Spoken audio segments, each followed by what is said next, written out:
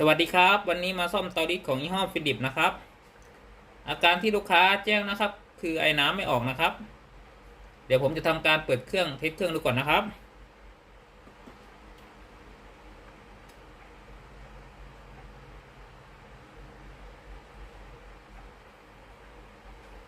ไฟติดปกตินะครับผมไฟแสดงสถานะพร้อมใช้งานนะครับ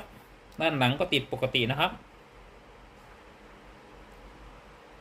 เดี๋ยวรอเครื่องพร้อมใช้งานก่อนนะครับเดี๋ยวเทสดูอีกรอบหนึ่งครับตอนนี้ได้ยินเสียงปั๊มน้ำทำงานแล้วนะครับ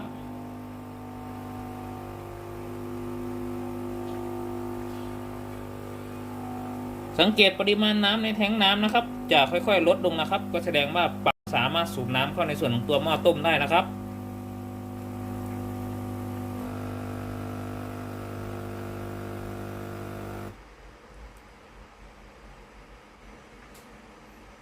ได้ยินเสียงในส่วนของตัวหม้อต้มนะครับต้มน้ำเลยนะครับ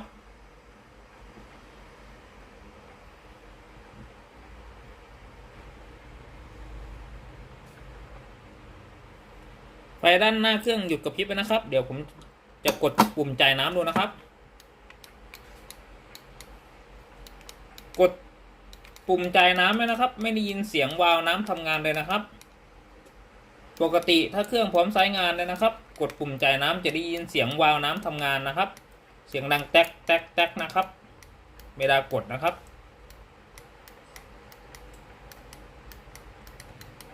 ตัวนี้อาการไอน้ำไม่ออกตามที่ลูกค้าแจ้งนะครับเดี๋ยวไงผมจะพาแกะเพื่อตรวจสอบภายในเครื่องนะครับไม่มีอะไรชิ้นไหนเสียหายหรือเปล่านะครับทำไมไอ้น้ำไม่ออกนะครับทิ้งเครื่องไว้ก่อนนะครับประมาณ 2-3 ชั่วโมงนะครับค่อยแกะเครื่องนะครับทำการแกะในส่วนของตัวโครงล่างนะครับ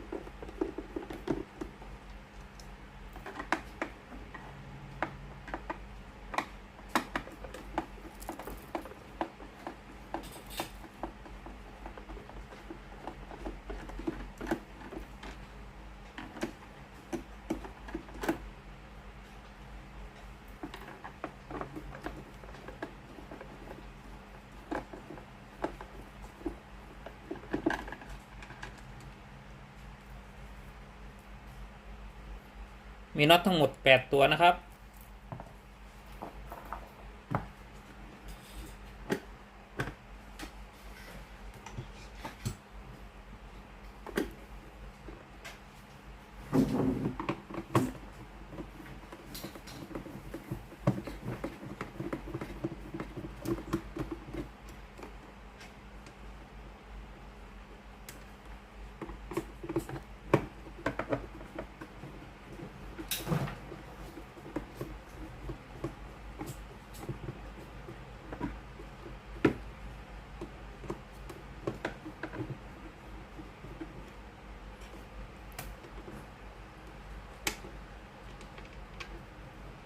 2 ตัวครับ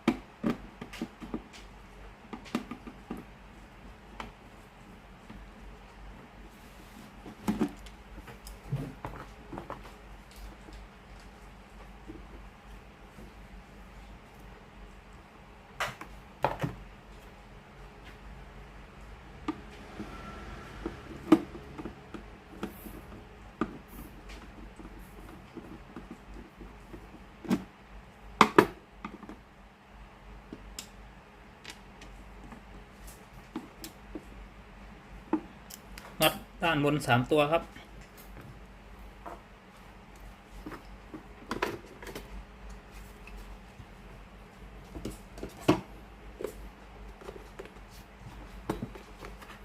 นำสายท่อน้ำออกนะครับ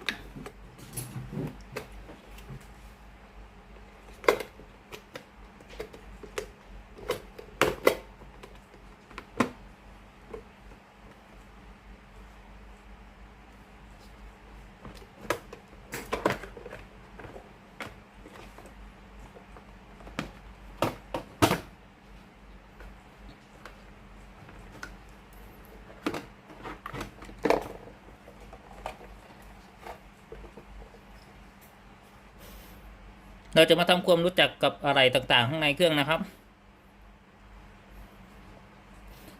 ตัวนี้นะครับก็คือในส่วนของตัวหม้อต้มนะครับหม้อต้มทั้งชุดเลยนะครับตัวใหญ่ทำหน้าที่ต้มน้ำให้เป็นไอน้ำนะครับต้องมีไฟมาเลี้ยง220โวลต์ VAC นะครับส่วนตัวนี้ก็คือในส่วนของตัวอิเล็กโทรวาลหรือโซโนอยด์วาลนะครับทำหน้าที่ปิดเปิดไอน้ำนะครับจะต้องมีไฟ220โวลต์ VAC นะครับมาเลี้ยงวาล์วน้ำถึงจะเปิดนะครับส่วนตัวนี้คือปั๊มน้ำนะครับ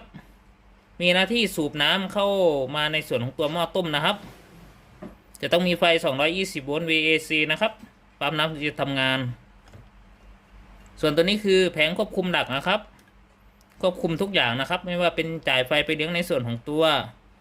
ปั๊มน้ำหม้อต้มรวมทั้งอิเล็กโทรวาลและฮีตเตอร์ที่หน้าเตานะครับแผงควบคุมครับ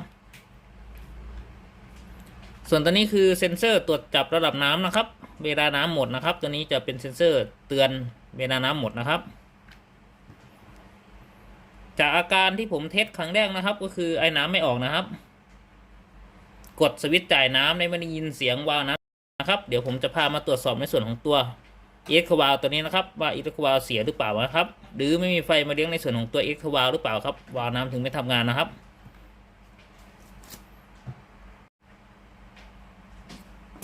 เราจะทำการถอนในส่วนของตัว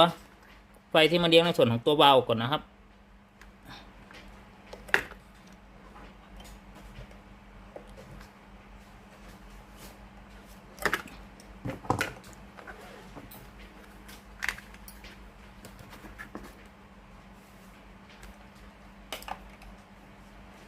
ผมจะพามาวัดในส่วนของตัวคอยวาล์วก่อนนะครับ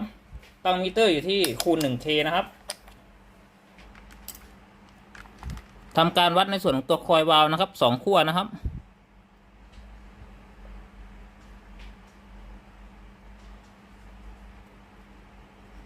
สังเกตเข็มมิเตอร์นะครับตัวนี้เข็มมิเตอร์ไม่ขึ้นนะครับตัวคอยวาล์วขาดเลยนะครับ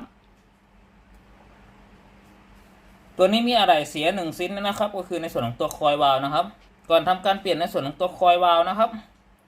เดี๋ยวผมจะพาเทสระบบไฟก่อนนะครับระบบไฟที่มาเลี้ยงในส่วนของตัวคอยวาล์วนะครับ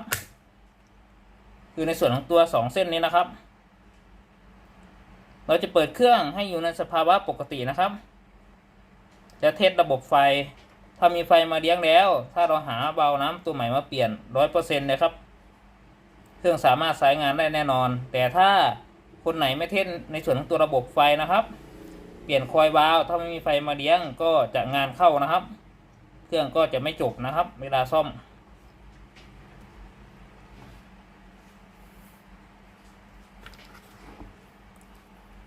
ผมจะใช้ในส่วนของตัวหลอดไฟนะครับเพื่อเป็นโหลดแทนในส่วนของตัวคอยวาล์วนะครับจะเสียบเข้าไปแทนในส่วนของตัวคอยวาล์วนะครับ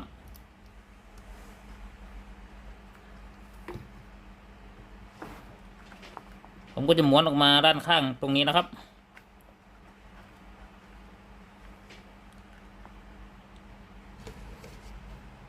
ในส่วนของตัวท่อน้ำย้อนกลับนะครับเดี๋ยวผมจะใส่เข้าไปในส่วนของตัวกวดนะครับให้วางไว้ตรงนี้นะครับ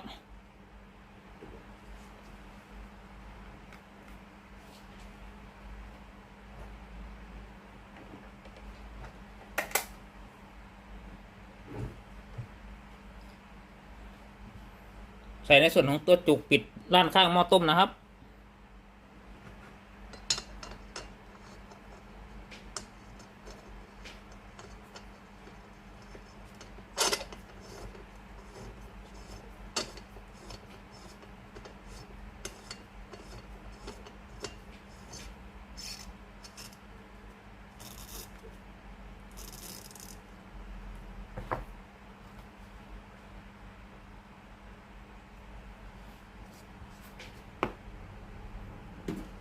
ผมก็จะใส่ในส่วนของตัวแทงน้ำนะครับ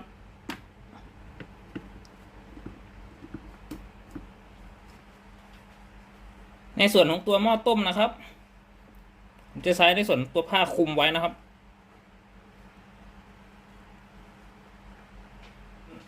ในส่วนของตัวหลอดไฟนะครับเดี๋ยวผมจะวางไว้ตรงนี้นะครับ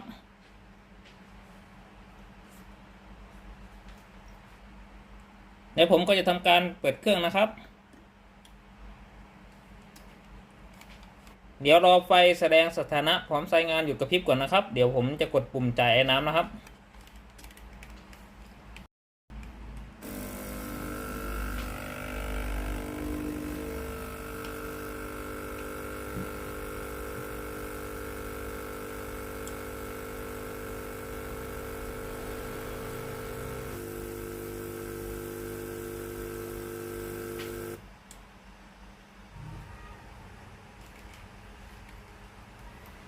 ตอนนี้ไฟแสดงสถานะพร้อมใช้งานอยู่กับพริบนะครับเดี๋ยวผมจะทำการกดปุ่มจ่ายน้ำนะครับถ้าผมกดในส่วนของตัวปุ่มจ่ายน้ำนะครับ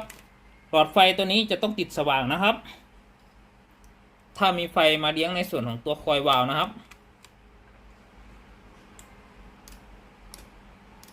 สังเกตหลอดไฟนะครับผมกด1 ครั้งหลอดไฟติด1 ครั้งนะครับ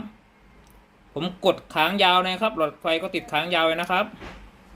ผมกดนะครับ1 2 3 4หลอดไฟจะกระพริบตามที่ผมกดนะครับตามจังหวะมือที่ผมกดเลยนะครับ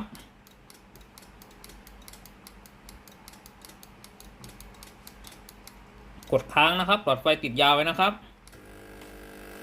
ถ้าเทสได้อย่างนี้นะครับไฟที่มาเลี้ยงในส่วนของตัวอิเล็กโทรวาล์วหรือตัวคอยวาล์วปกตินะครับถ้าในกรณีที่กดในส่วนของตัวปุ่มจ่ายน้ำนะครับแล้วหลอดไฟไม่ติดนะครับให้เรามาตรวจสอบในส่วนของตัวสวิตช์จ่ายน้ำนะครับถ้าไม่สวิตช์จ่ายน้ำก็ตรวจสอบในส่วนของตัวบอร์ดพาวเวอร์นะครับว่ามีปัญหาหรือเปล่านะครับทำไมไม่จ่ายไฟมาเลี้ยงในส่วนของตัวคอยวาล์วนะครับในกรณีที่ไม่มีหลอดไฟเทปเหมือนผมนะครับเดี๋ยวผมจะพาตั้งมิเตอร์นะครับเพื่อวัดในส่วนของตัวไฟที่มาเลี้ยงในส่วนของตัวคอยวาล์วนะครับให้ตั้งมิเตอร์นะครับอยู่ที่ย่าน250 โวลต์ VAC นะครับเพื่อวัดไฟมาเลี้ยงในส่วนของตัวคอยวาล์วนะครับให้ทำการวัด2 ขั้วนะครับไฟที่มาเลี้ยงในส่วนของตัวคอยวาล์วนะครับก็คือตัวที่ผมต่อไว้ข้างนอกนะครับ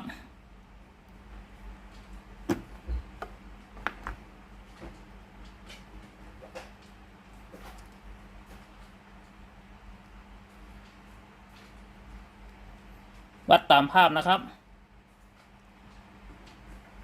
ทำการกดปุ่มจ่ายน้ำนะครับสังเกตเข็มมิเตอร์นะครับ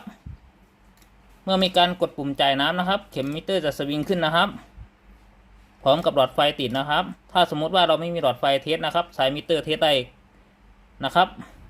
เดี๋ยวผมกดค้างยาวไว้นะครับสังเกตเข็มมิเตอร์นะครับจะขึ้นไฟมาเลี้ยง220 โวลต์ VEC นะครับถ้าเราเทสได้อย่างนี้นะครับก็แสดงว่าในส่วนของตัวสวิตช์จ่ายน้ำแผงควบคุมอะไรปกตินะครับ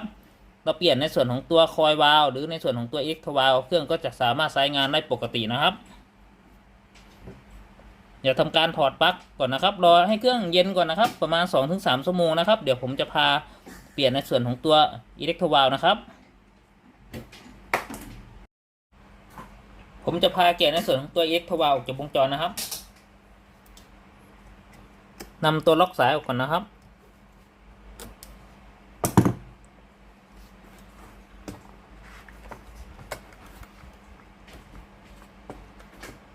นำในส่วนของตัวท่อยางออกก่อนนะครับ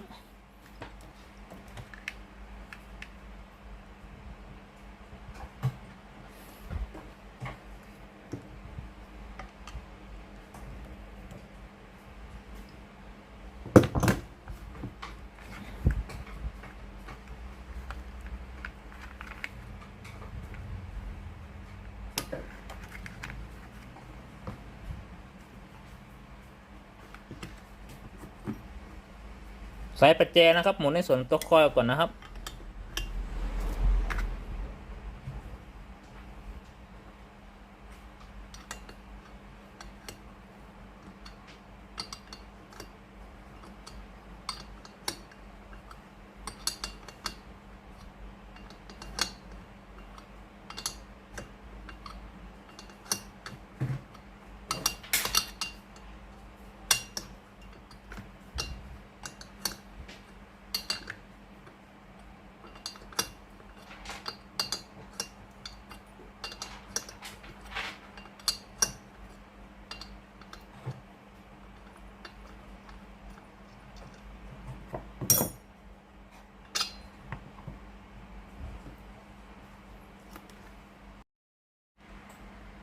ทำการหมุนในส่วนของตัววาล์วน้ำออกก่อนนะครับใช้ปัดแจเลื่อนนะครับ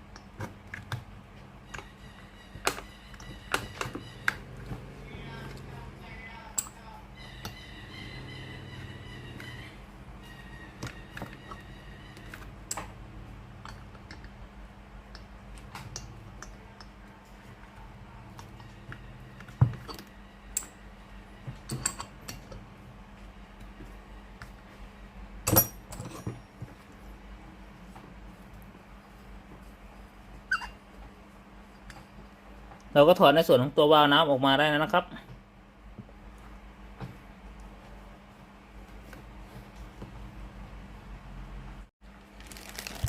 ตัวนี้คือวาล์วน้ำตัวใหม่นะครับที่สั่งมาจากบริษัทนะครับ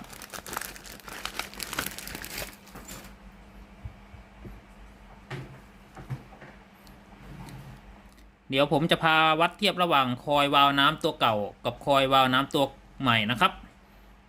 ว่าอะไรเสียกับอะไรดีเวลาวัดเทียบกันวัดยังไงนะครับ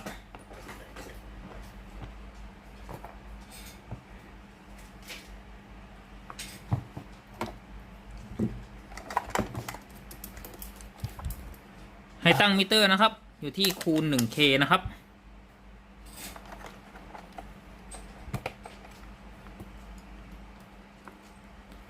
ผมจะวัดในส่วนของตัวคอยวาล์วน้ำตัวใหม่ก่อนนะครับวัด2ขั้วนะครับสังเกตในส่วนของตัวเข็มมิเตอร์นะครับ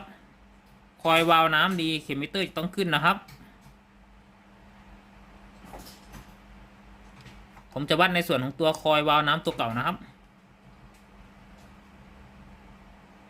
สังเกตเข็มมิเตอร์นะครับตัวนี้เข็มมิเตอร์ไม่ขึ้นนะครับก็คือในส่วนของตัวคอยวาล์วน้ำขาดนะครับ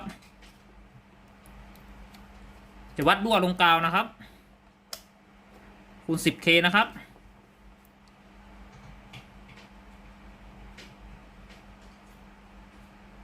วัดเทียบกับตัวขากาวนะครับสังเกตเข็มมิเตอร์นะครับจะต้องไม่ขึ้นนะครับตัวเก่านะครับเข็มมิเตอร์ก็ไม่ขึ้นนะครับถ้าสมมุติว่าวัดในส่วนของตัวไฟที่มาเลี้ยงกับขากาวนะครับเข็มมิเตอร์ขึ้นนะครับก็แสดงว่า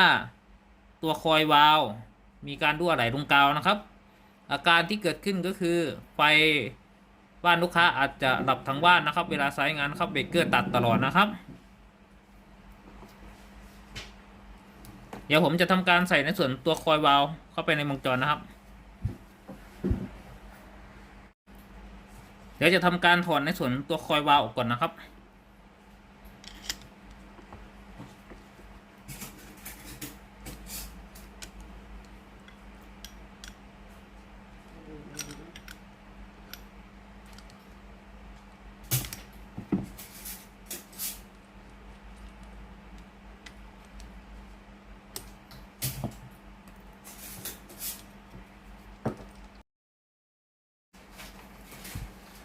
ทาในส่วนของตัวกาวล็อกเกลียวก่อนนะครับ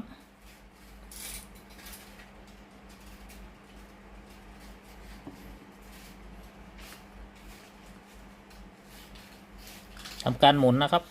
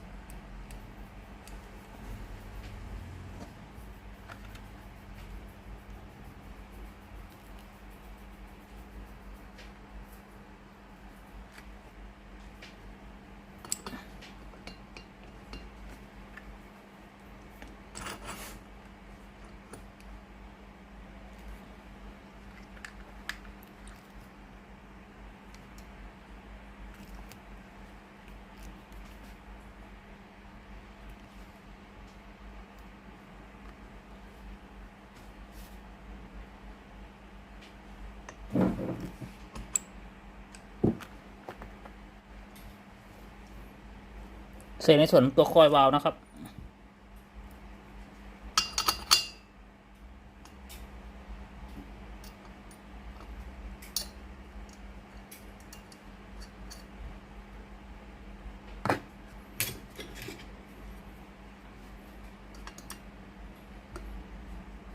ใส่ปัดแจนะครับหมุนให้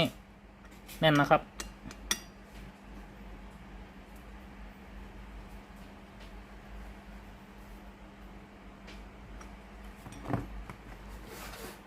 ใส่ในส่วนของตัวสายท่อน้ำนะครับ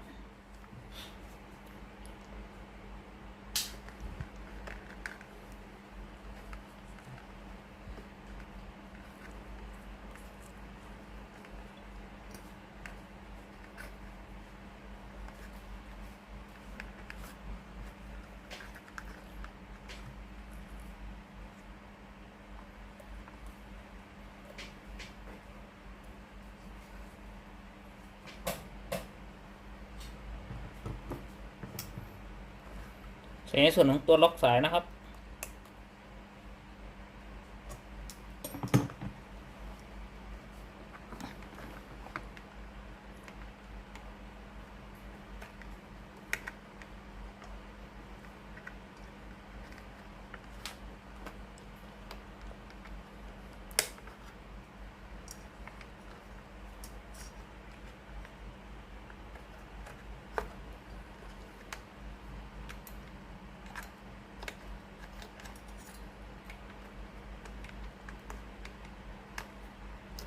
จัดสายให้เรียบร้อยนะครับ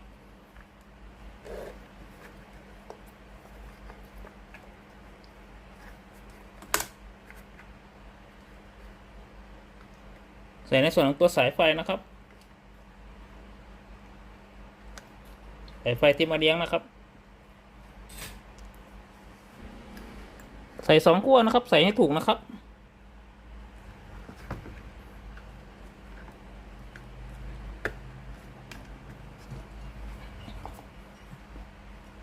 เป็นอันเปลี่ยนในส่วนของตัววาล์วน้ำเสร็จเรียบร้อยนะครับเดี๋ยวทำการประกอบเครื่องครับใส่ในส่วนของตัวโครงนะครับ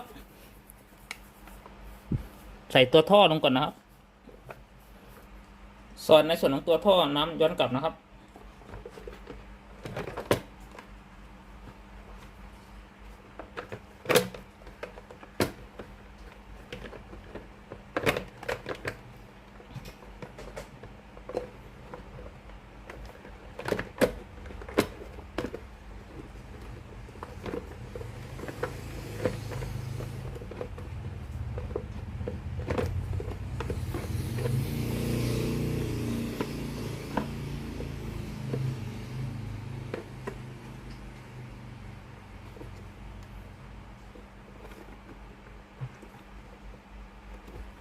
เสียบท่อน้ำนะครับตรงรูนี้นะครับ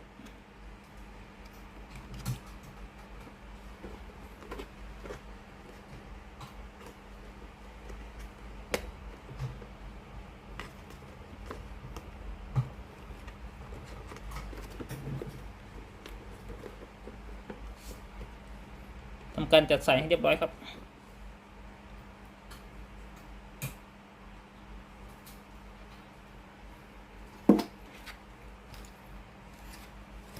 จากนั้นทำการใส่โครงบนนะครับ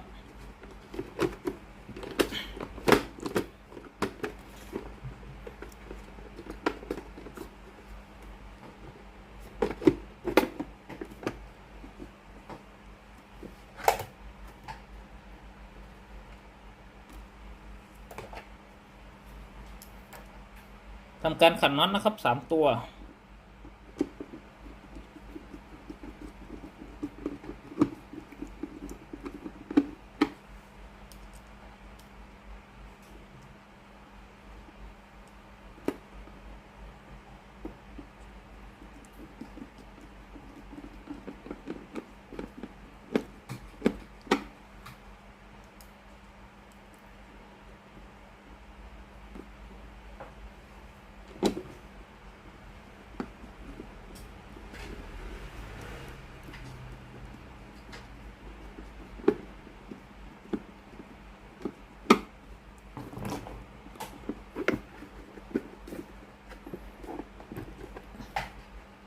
ำการขันน็อตใต้ฐานเครื่องนะครับ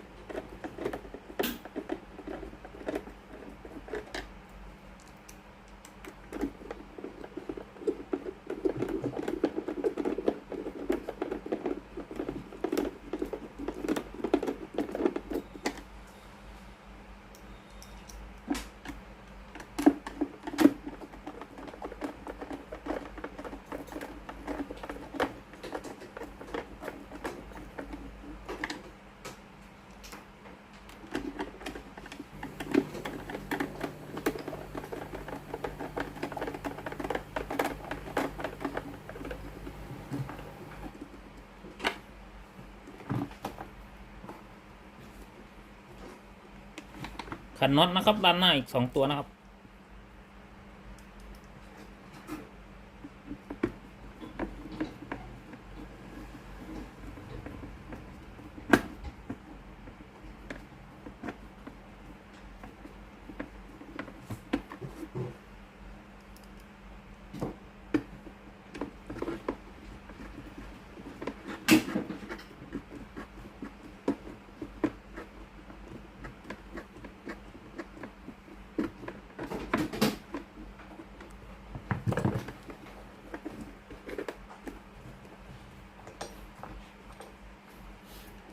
ใส่ในส่วนของตัวจุกนะครับ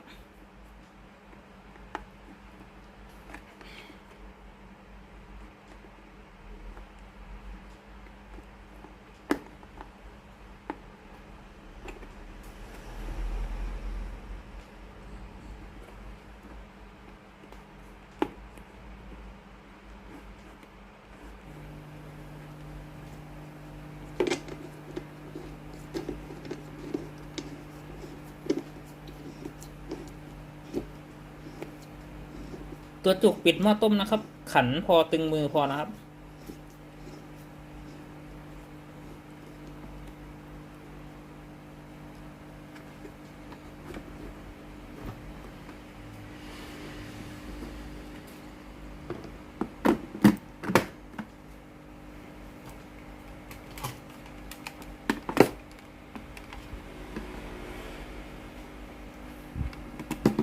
ทำการเปิดเครื่องลองเครื่องอีกรอบหนึ่งครับ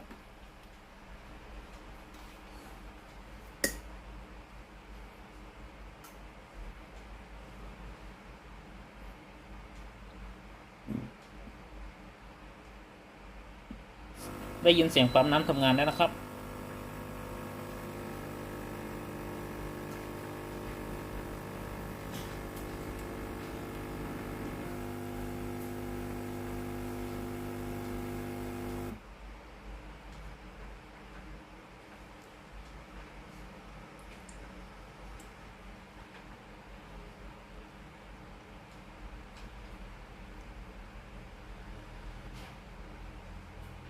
ตอนนี้เครื่องพร้อมใช้งานแล้วนะครับเดี๋ยวผมทำการกดปุ่มจ่ายน้ำนะครับ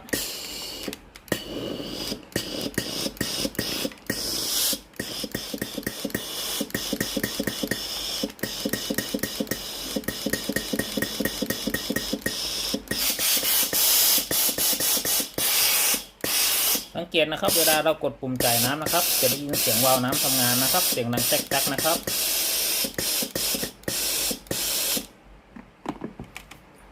สรุปอาการเสียนะครับของเตารีดยี่ห้อฟิลิปนะครับอาการเครื่องเปิดติดปกตินะครับหม้อต้มร้อนปกติปั๊มน้ำทำงานปกตินะครับแต่ไอน้ำไม่ออกนะครับมีอะไรเสีย1ชิ้นก็คือในส่วนของตัวอิเล็กโทรวาลเสียนะครับเสียในลักษณะคอยวาลขาดนะครับขอบคุณครับที่รับชมคลิปวิดีโอครับขอบคุณมากๆครับฝากกดไลค์กดแชร์กดติดตามให้ด้วยนะครับขอบคุณมากๆครับสวัสดีครับผมเจอกันใหม่คลิปหน้าครับ